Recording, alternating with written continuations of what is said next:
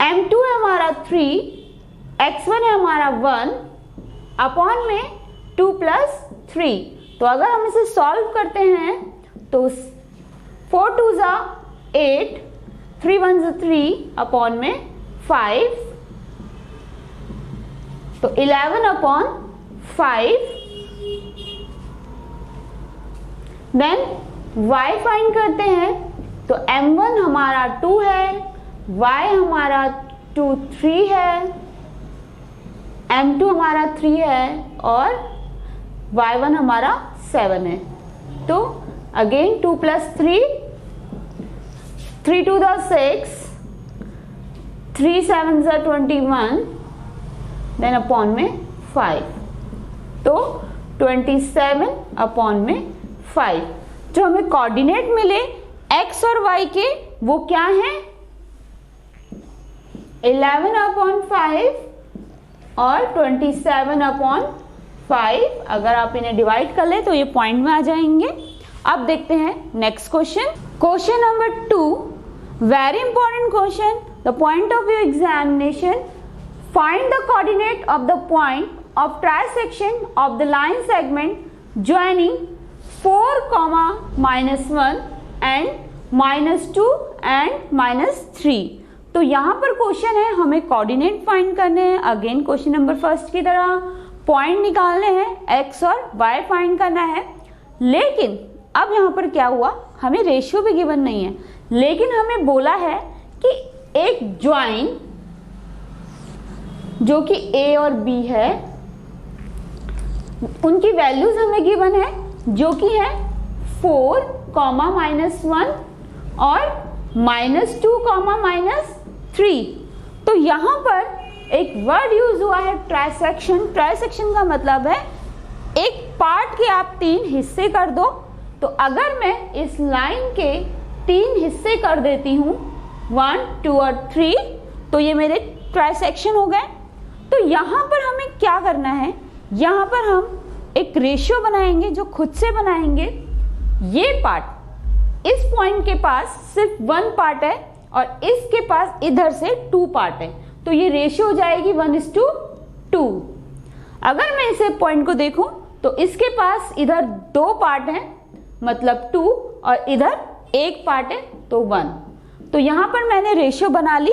किस तरह बनाई, इस पॉइंट के पास इस साइड 2, इस साइड 1 पार्ट है तो 1, इस साइड 2 पार्ट है तो 2, इस पॉइंट के पास इधर 2 पार्ट है तो 2, इस साइड 1 पार्ट है तो 1।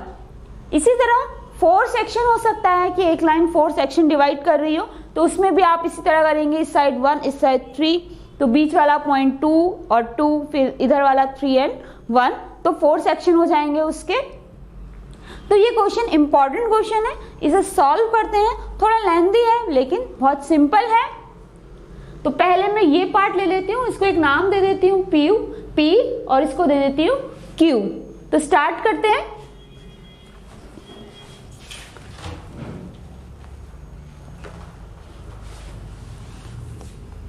तो सबसे पहले हम P के लिए जो पॉइंट निकालेंगे जहां पर हमारी रेशियो m1 और m2 1:2 होंगी, तो फाइंड करते हैं। x = m1 है हमारा 1 और x2 है हमारा -2 प्लस m2 है हमारा 2 और x1 है हमारा 4, 1 + 2 -2, 8/3, तो 6/3, 2। इसी तरह y के लिए सॉल्व करते हैं। x1 और y1 हमारे दोनों ही कंडीशन में सेम रहेंगे जो a और b के कोऑर्डिनेट हैं।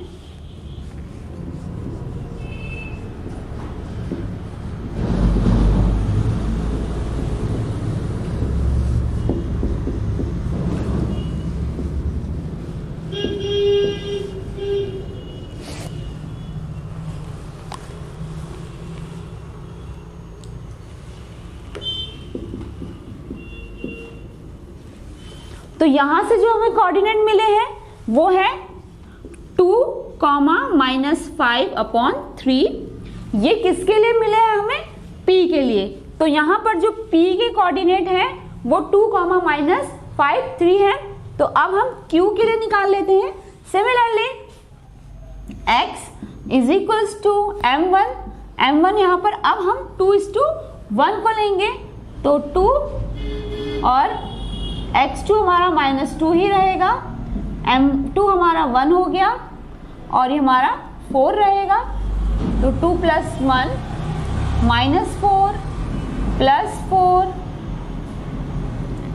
अपॉन में 3, तो ये हो गया 0। y के लिए निकाल लेते हैं। 2 -3 1 -1 अपॉन में 3, तो 3 to the 6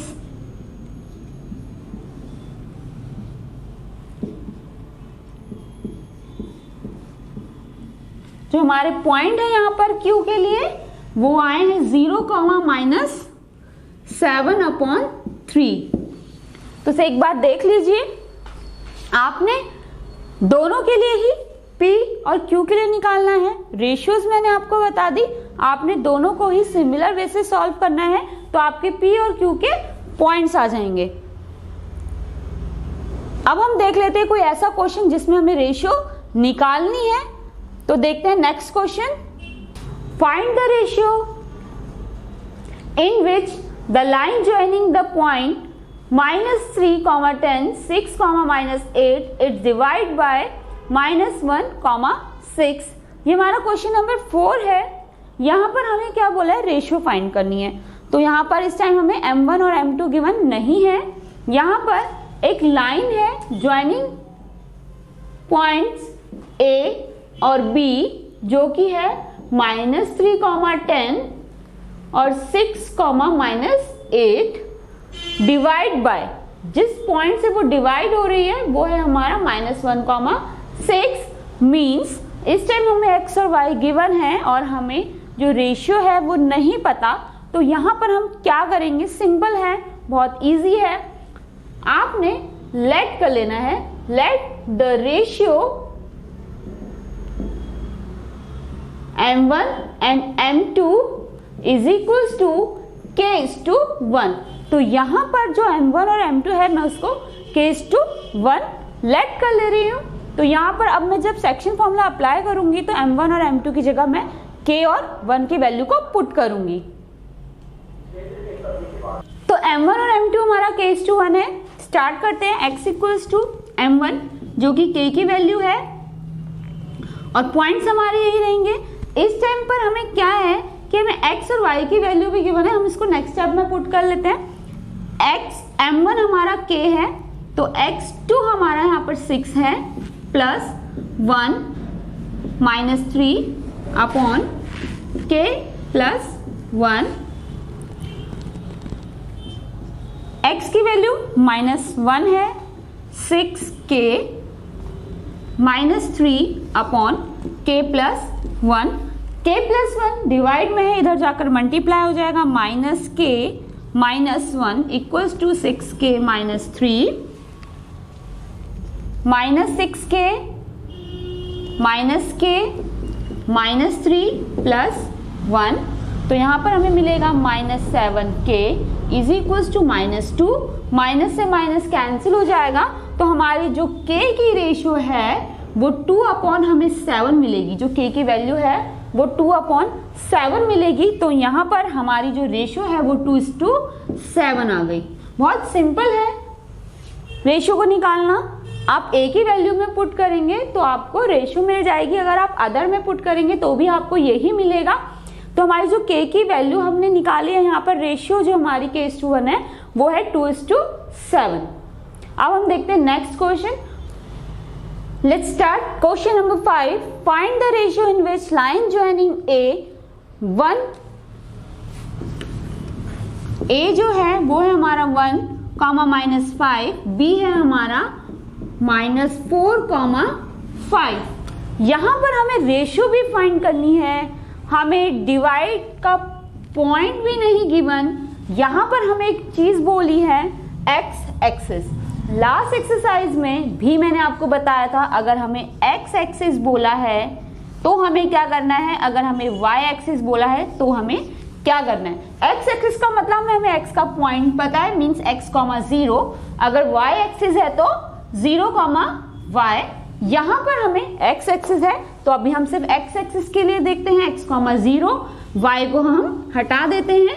अगर y एक्सिस बोला होता तो 0, y। यहां पर जो ये पॉइंट है एक्स एक्सिस का वो होगा ये, मतलब x और y की वैल्यू। तो हमें रेशियो नहीं पता, तो अगेन m1 n2 हमारा k:1 हो जाएगा। तो स्टार्ट करते हैं।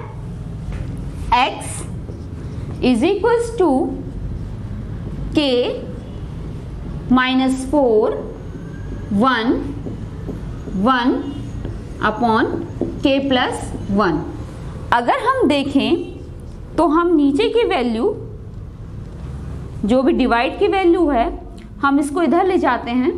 तो अगर हम ये देखेंगे कि हमें ये हम आगे से सॉल्व नहीं कर पाएंगे क्योंकि हमें यहाँ पर x मिल गया। अगर k होता तो हम इसे सॉल्व कर लेते।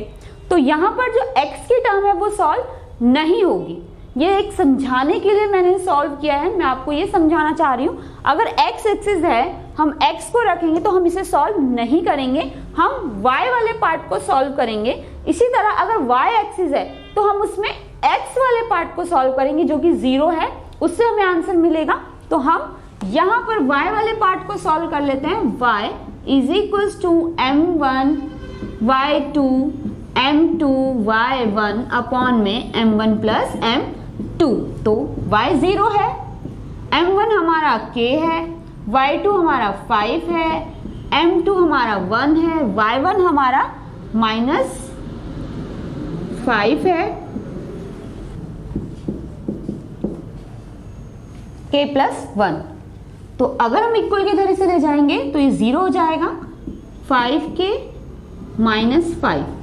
तो k इज इक्वल्स टू 5। तो k की जो वैल्यू है, रेशियो है, वो हमें 1:1 मिलेगी। मीन्स अगर आप 5 डिवाइड बाय 5 करेंगे तो ये 1:1 हो जाएगी।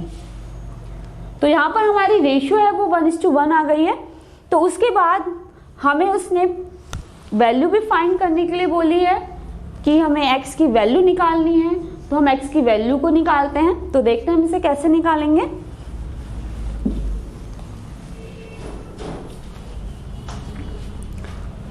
अब हमारा m1 और m2 1:1 रहेगा।